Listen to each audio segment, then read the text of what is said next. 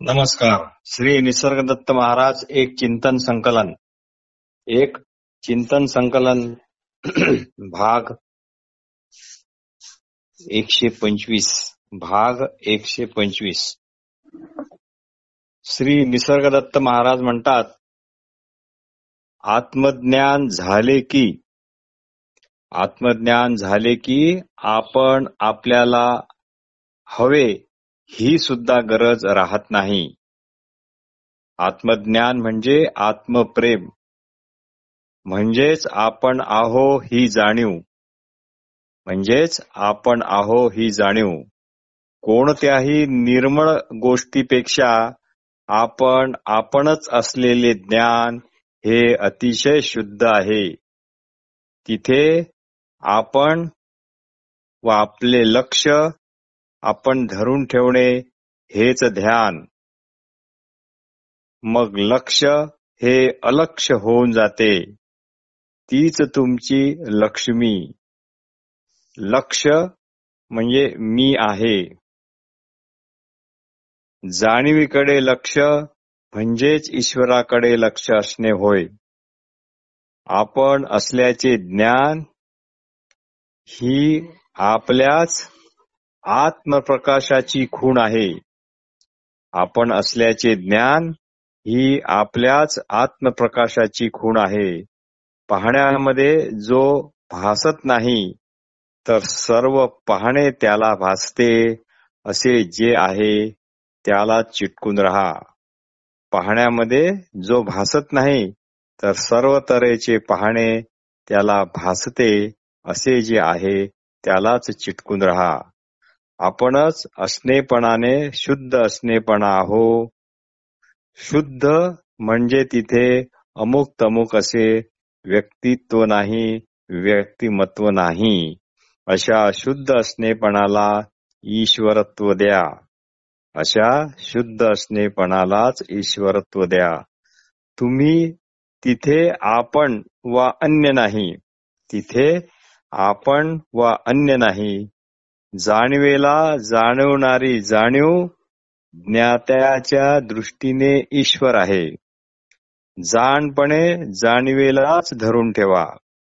जाणीवेला जाणवणारी जाणीव ज्ञात्याच्या दृष्टीने ही ईश्वरच आहे. त्यामुळे जाणपणे जाणीवेला धरून ठेवा. दुसऱ्याला सुद्धा आत्मयोग्यतेचेच पहा. दिसणाऱ्या जगामध्ये ज्याला काहीच नको त्यालाच आपला असणेपणा कसा शुद्ध आहे हे कळेल. दिसणाऱ्या जगामध्ये ज्याला काहीच नको त्यालाच आपला असणेपणा हा कसा शुद्ध आहे हे कळेल. त्यालाच मग जाणीवेची ओळखही होईल. निशब्द राहायला पाहिजे. त्याकरता ध्यानाने ज्ञानाला जाणले पाहिजे. तुम्ही असल्याची जाणीव हीच निरंजनाची खूण आहे. तुम्ही काय आहात ते शोधा आणि मग तिथेच चिटकून असा. नाव आकार बाजूला करून तुम्ही तुमचेच दर्शन घ्या. नाव व आकार बाजूला करून तुम्ही तुमचेच दर्शन घ्या. मी कोण आहे यापेक्षा काय आहे हे ओळखणे अधिक महत्वाचे आहे. समाधी म्हणजे वस्तुतः आपणच असा असणेपणाचा विसार. समाधी म्हणजे आपणच आहो असा असणेपणाचा विसर.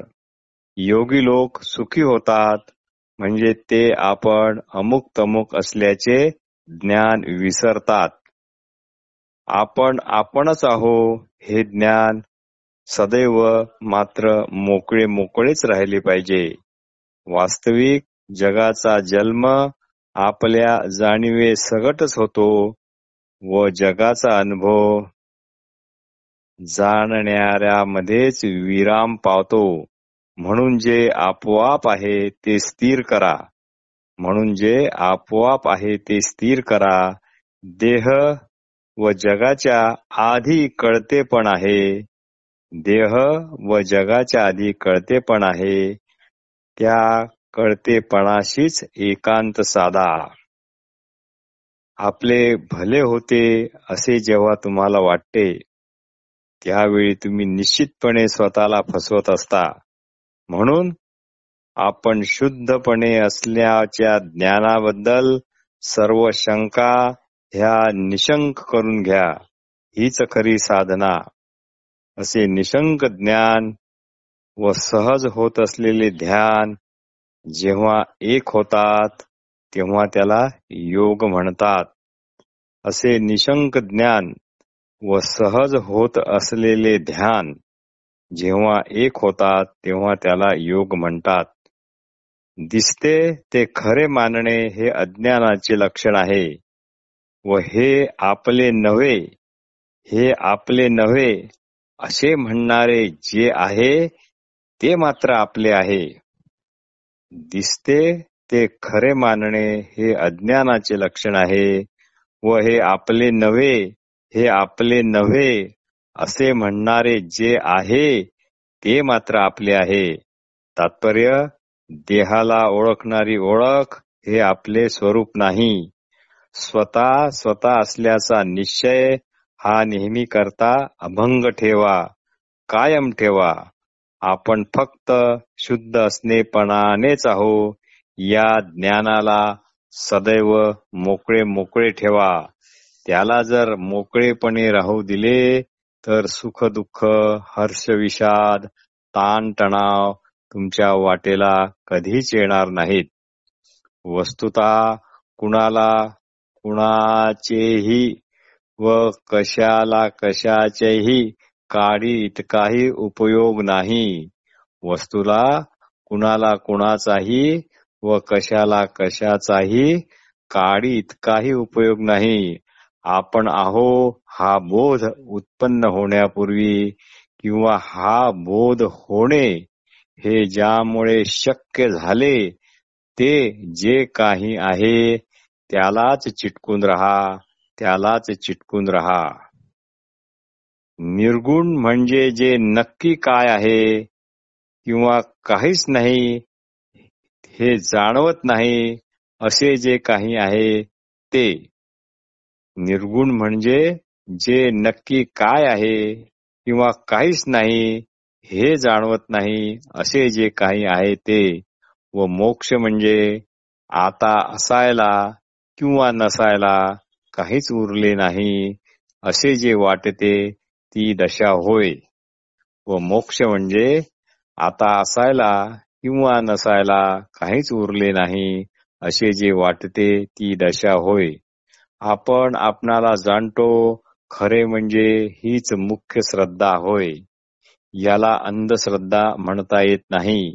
जाणीव निर्माण होते पण त्याचा जाणता निर्माण होत नाही. जाणीव निर्माण होते पण त्याचा जाणता निर्माण होत नाही. जे स्वतः पूर्णपणे रमलेले आहे त्याला आपण आहो अशी साधी बातमी पण नव्हती. म्हणजे स्वतःच असल्याची साधी माहिती पण नव्हती. त्यालाच आता आपण आहो अशी बातमी मिळाली. पण ही बातमी म्हणजे जणू त्याला एखादी दृष्ट लागावी, एखादी नजर लागावी तसे मात्र झाले. या दृष्ट लागल्यामुळे, या नजर लागल्यामुळे मात्र एक फार मोठा अनर्थ घडला. ज्या अन्नरसातून ही बातमी त्याला मिळाली ते अन्नच आपण आहो असा गैरसमज व्यर्थच त्याच्या ठिकाणी निर्माण झाला व त्यातून म्हणजे त्या गैरसमजातून अमुक तमुक हे अज्ञान दृढ होत गेले. दृष्ट किंवा नजर लागणे म्हणजे काहीतरी बरे वाईट होते असे म्हणतात. मग यावर काहीतरी उतारा करावा लागतो म्हणजे ती दृष्ट, ती नजर जाते. पण इथे मात्र एकच उतारा आहे ते म्हणजे या दृष्टीवरून देहच ओवाळून टाकणे होय. या दृष्टीवरून देहच ओवाळून टाकणे होय म्हणजे देहाचा संबंध टाकून देणे होय. म्हणजेच देहाचा संबंध टाकून देणे होय. हे केवळ श्री निसर्गदत्त महाराजांनी एक रूपक म्हणून सांगितले आहे. दृष्ट लागणे, नजर लागणे अशा लौकिक श्रद्धेचा किंवा अंधश्रद्धेचा इथे काळी मात्र संबंध नाही. त्याचे समर्थन इथे होत नाही. असो. संदर्भ अमृतवर्षा. तात्पर्य: आपोआप असलेले जे काही आहे तेच देह आच्छादनामुळे देहाचा अभिमान जपणारे झाले आहे. तात्पर्य: आपोआप असलेले जे काही आहे तेच देह आच्छादनामुळे देहाचा अभिमान जपणारे झाले आहे. आईने जन्म होताच आपल्याला मुलगा किंवा मुलगी असे उघड केले. आईने आपला जन्म होताच आपल्याला मुलगा किंवा मुलगी असे उघड केले. मग जे या संज्ञेने ओळखण्यापूर्वीचे जे आपोआपचेच आहे ते आता मात्र काया धर्माने वाढू लागले. पण ते तू आहेस हा गुरुबोध होताच जसे एखाद्या स्फटिकाला कुठलाच रंग चढत नाही तसे झाले. स्फटिक हा ज्या रंगाजवळ ठेवाल तसा रंगबिरंगी दिसतो, तो फक्त दिसतो, तो तसा असत नाही. तो फक्त तसा दिसतो पण तो असत नाही, कारण मुळात तो तसा नाहीच. तो आपोआपचाच शुद्ध आहे, शुभ्र आहे. जसा आहे तसाच आहे. तो फक्त ज्या रंगाच्या संपर्कात आला तसा झाला इतकेच काय ते झाले. संपर्क गेला की जे आपोआपचेच आहे, जे अगोदर पासून प्रगटच आहे, शुभ्र स्फटिकाप्रमाणे पांढरे स्वच्छ कोरे करकरीत आहे, हेच स्पष्ट झाले पाहिजे. संदर्भ अमृतवर्षा. म्हणून श्री निसर्गदत्त महाराज म्हणतात, देह संपर्कामुळे देहच मी अशी आपली खोटी ओळख विसर्जित करण्याची नवीन सवय लावा. म्हणून श्री निसर्गदत्त महाराज म्हणतात, देह संपर्कामुळे देहच मी अशी आपली खोटी ओळख विसर्जित करण्याची नवीन सवय लावा व मूळचे, आपोआपचे, सहजचे जे आहे तसेच असा. या देहबुद्धीमुळेच आम्ही स्वधर्माला मुकलो आहो, पारखे झालो आहो. स्वस्वरूपाला चिटकून राहणे म्हणजे तेच होणे होय. हाच खरा धर्म, हाच खरा स्वधर्म. निसर्गदत्त महाराज म्हणतात, जाणवते ते जाणा, परंतु ज्यामुळे जाणवते जाणणे शक्य होते त्याला मात्र कधीच जाणता येणार नाही, हे पक्के लक्षात ठेवा. परंतु ज्यामुळे जाणवते जाणणे शक्य होते त्याला मात्र कधीच जाणता येणार नाही, हे पक्के लक्षात ठेवा. याच बोधाला निशंकपणे चिटकून राहणे हेच खरे आत्मज्ञान. म्हणून आपण कसे नाही इतकेच जाणा, याबाबत सावध रहा. असे जर आपण आतून सावध असलो तर बाहेरून कशी स्थिती असली ती आपल्याला शरण येणारच नव्हे, ती मदतीचा हात सुद्धा देणार. सर्व काही आपणच आहो म्हटल्यावर संघर्षाला काही जागाच उरत नाही.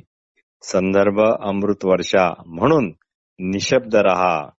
शब्द तिथल्या तिथे गिळा. सहज समाधी यापेक्षा दुसरी कुठली वेगळी नाही. देहाचा परिचय नसताना जे नित्य परिचयाचे आहे ते आपले मूळचे, आधीचे, अगोदरचे शुद्ध असे असणे पण आहे. ते केवळ व्यक्त आहे, ते व्यक्ती म्हणून कधीच नसते. आपले लक्ष आपण धरून ठेवणे हेच खरे ध्यान. शेती करताना शेतात सोडलेले पाणी जमिनीत मुरून जाते, आटून जाते, पण त्याचा उपयोग मात्र भरपूर पीक येण्याकरता होतो. तसे तुम्ही ऐकलेले ज्ञान आज जरी डोक्यावरून गेल्यासारखे जरी झाले असले तरी त्याचा उपयोग पुढे निश्चित भरपूर पीक येण्याकरता होणार व तुम्ही ऐकलेले हे ज्ञानच वेळ आली की निश्चित तुम्हाला स्वस्वरूपाकडे खेचून घेऊन जाईल. त्याचा उपयोग स्वस्वरूप मोकळे होण्याकरता होईल. म्हणून सध्या हे ऐकलेले स्वरूप ज्ञान समजले नाही तरी मनापासून ऐकून ठेवा. समजत नाही म्हणून ऐकणेच टाळू नका. समजत नाही म्हणून ऐकणेच टाळू नका. वेळ आली की निश्चित फायदा होईल. स्वतःहून काहीही धडपड करू नका. फक्त काय समजले नाही तेच आठवत राहा. फक्त काय समजले नाही तेच आठवत राहा. त्यालाच समजून घ्यायचा प्रयत्न करू नका. धडपड करू नका. फक्त निश्चिंत राहा. एका दिवसात होणार नाही, पण एक दिवस मात्र निश्चित होईल. एका दिवसात होणार नाही, पण एक दिवस मात्र निश्चित होईल. ही खात्री बाळगा. आपल्याला काय घाई आहे? घाई आली की काळ आला. स्वस्वरूप संपून थोडेच जाणार आहे.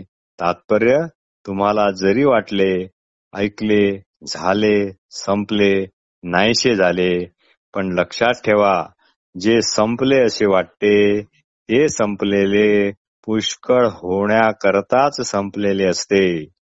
पण लक्षात ठेवा, जे संपले असे वाटते ते संपलेले पुष्कळ होण्याकरता संपलेले असते. संदर्भ अमृतवर्षा. श्री निसर्गदत्त महाराज म्हणतात, मधमाशी फुलापानांच्या फापट पसाऱ्यातून नेमका मधाचा तेवढाच थेंब टिपते.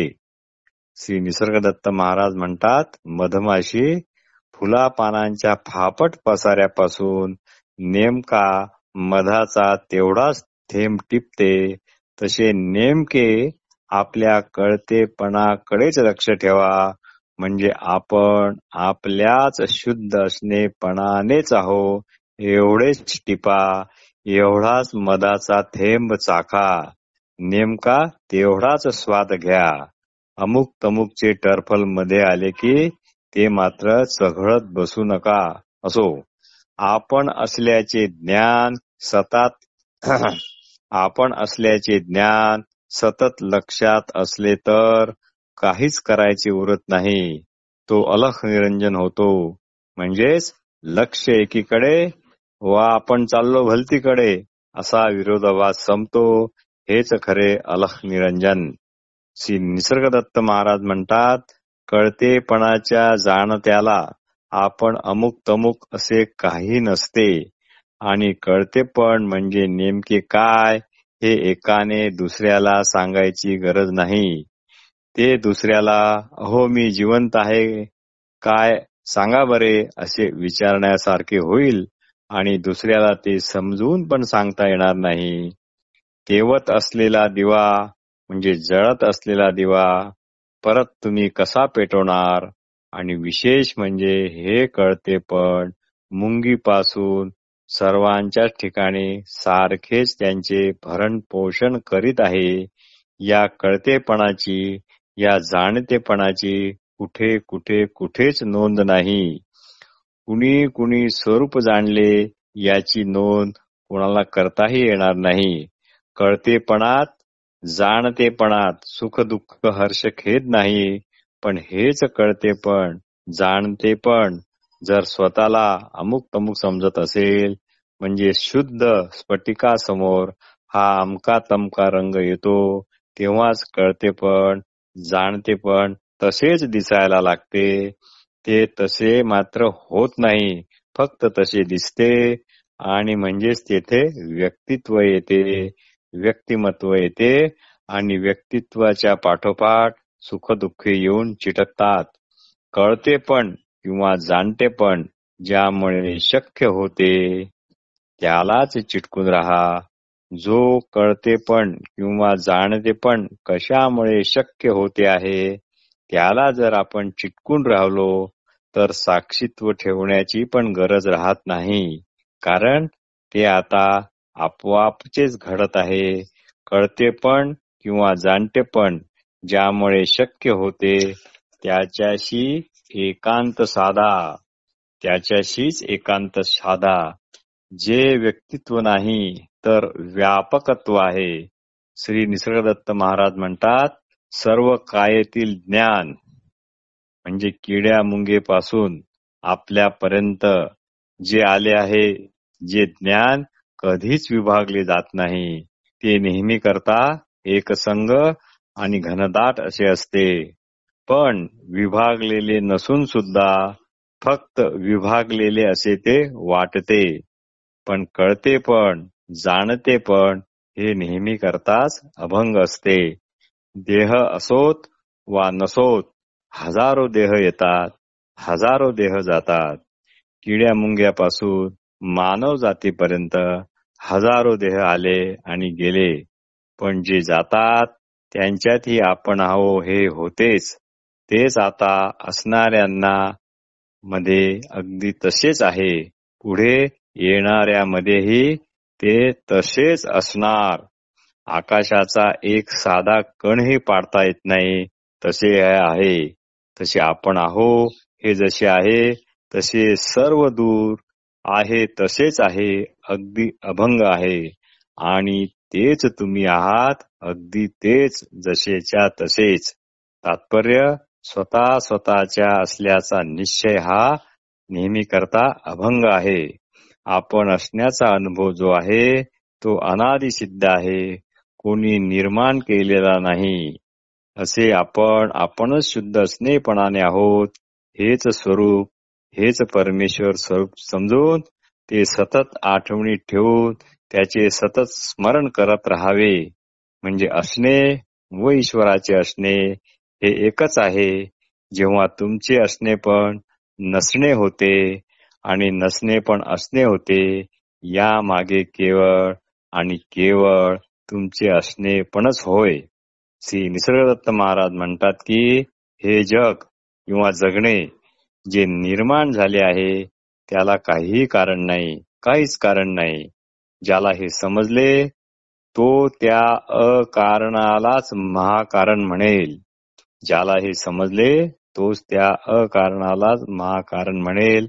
आपण असल्याच्या ज्ञानाबद्दल आलेल्या सर्व शंका ह्या निशंक झाल्या पाहिजे आणि सर्व शंका पूर्ण समजून घेऊन निशंक स्वतःला करून घेणे हीच खरी साधना होय. आपण सकाळी उठतो, प्रातकाळी सहजपणे जे आपले असणे पण जाणवले, जाग आली, ती जाग मात्र ताबडतोब आपण देहच मीच अशा प्रकारे देहाला लगेच देऊन टाकतो आणि मग देहाच्या ओळखीने राहणे, देहाच्या ओळखीने वागणूक करणे हे आपण दिवसभर सुरू करतो. ही एक महाभयंकर चूक झाली आहे.